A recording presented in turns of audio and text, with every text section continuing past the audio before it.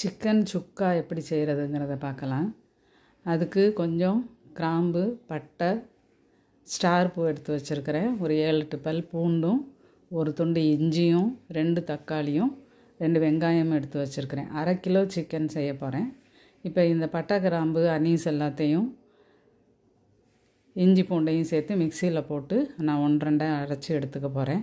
இப்போ 1/2 kilo chicken கூட 2 தக்காளியையும் 1 வெங்காயம் கட் பண்ணதையும் போட்டு இந்த தட்டி வச்சுருக்கிற இஞ்சி பூண்டு எல்லாத்துலேயும் பாதியை போட்டிருக்கிறேன். மீதி நம்ம சுக்காவுக்காக போட போகிறோம். போட்டு இதில் 4 ஸ்பூன் மல்லிப்பொடியும் கொஞ்சம் மஞ்சள் பொடி அப்புறம் உப்பு சேர்த்து தேவையான அளவு தண்ணி வச்சு குக்கரில் நம்ம எப்பயும் சிக்கன் வேக வைக்கிற நேரத்துக்கு வேக வச்சு எடுத்துக்க போகிறோம். இது மாதிரி வச்சு நல்லா கலந்து விட்டுட்டு மூடி வேக வச்சு எடுத்துக்கோங்க. வெந்ததுக்கப்புறம் எப்படி இருக்கும், இதில் அந்த போன் இல்லாத பக்கமாக சிக்கன் கொஞ்சம் எடுத்து நம்ம தனியாக எடுத்துக்கலாம். இதை வச்சு தான் நம்ம சுக்கா செய்ய போகிறோம். அந்த குழம்புலையும் இந்த வெந்த குழம்பு இருக்கு இல்லையா, அதையும் கொஞ்சமாக இதில் எடுத்து ஊற்றி வச்சுக்கலாம். இப்போ ஒரு பாத்திரத்தை அடுப்பில் வச்சுட்டு அதில் கொஞ்சமாக எண்ணெய் விட்டு சோம்பு போட்டிருக்கிறேன். சோம்பு பொரிஞ்ச உடனே வெங்காயம், பச்சை மிளகாய், கருவேப்பிலையை போட்டு, பச்சை மிளகாய் நான் போடலை, வெங்காயமும் கருவேப்பிலையும் மட்டும்தான் போட்டிருக்கேன். ஏன்னா மிளகா பொடி சேர்க்குறதுனால அந்த காரம் சரியாக இருக்கும் நமக்கு. இப்போ இது நல்லா வதங்கி வரணும்.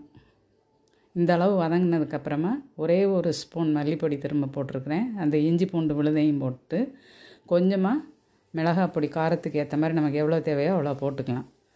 போட்டு இது எல்லாத்தையும் கொஞ்சம் லேசாக வதக்கி விட்றோம். கொஞ்சம் ப்ரௌன் கலர் லேசாக வர வரைக்கும் வதக்கிக்கோங்க. நான் எண்ணெய் ரொம்ப அளவாக தான் விட்டுருக்கிறேன். எண்ணெய் கூட வேணும்னு நினைக்கிறவங்க கொஞ்சம் கூட எண்ணெய் விட்டுக்கலாம். இதுவே எனக்கு கரெக்டாக தான் இருந்தது. இப்போ இதில் அந்த வேக வச்ச சிக்கனை அந்த குழம்போடு சேர்த்து கொஞ்சமாக நம்ம எடுத்து ஊற்றிக்கிறோம். ஏன்னா மல்லிப்பொடி நம்ம திரும்ப போட்டிருக்கிறதுனால அந்த குழம்பு ஜாஸ்தி விட வேண்டாம். இந்த மாதிரி அதை வச்சு கிண்டிக்கிட்டே இருந்தோன்னா, அதாவது ரொம்ப போட்டு கிண்டக்கூடாது, அப்பப்போ பரட்டி விடணும். இந்த மாதிரி பரட்டி விட்டுக்கிட்டே இருந்தோன்னா அந்த தண்ணியெல்லாம் வற்றி சுண்டி நல்லா சுக்காவாக வந்துடும். இதில் மல்லித்தழை தூவிட்டோம். இப்போ கடைசியாக அதை பாருங்கள், அது நல்லா ஒட்டாமலே வந்துருச்சு. இப்போ இதில் கொஞ்சமாக பச்சை கருவேப்பிலையை போட்டு லேசாக கிண்டி மூடி வச்சிட்டோம்னாக்கா எடுத்து சாப்பிடும்போது நல்ல வாசனையாக டேஸ்ட்டாக இருக்கும். இந்த மீதி சிக்கனை குழம்பு எப்படி வைக்கிறதுங்கிறத பற்றி இன்னொரு வீடியோவில் இதை போட்டிருக்கிறேன். நீங்கள் அதை பாருங்கள். இதுக்கு சைட் டிஷ்ஷும் சேர்த்து அந்த வீடியோவில் போட்டிருக்கிறேன். அதை பார்த்திங்கன்னா உங்களுக்கு அதுவும் பிடிக்கும். இப்போ இந்த டிஷ்ஷும் உங்களுக்கு பிடிச்சிருந்தது அப்படின்னு சொன்னால் சப்ஸ்கிரைப் பண்ணுங்கள், லைக் பண்ணுங்கள்.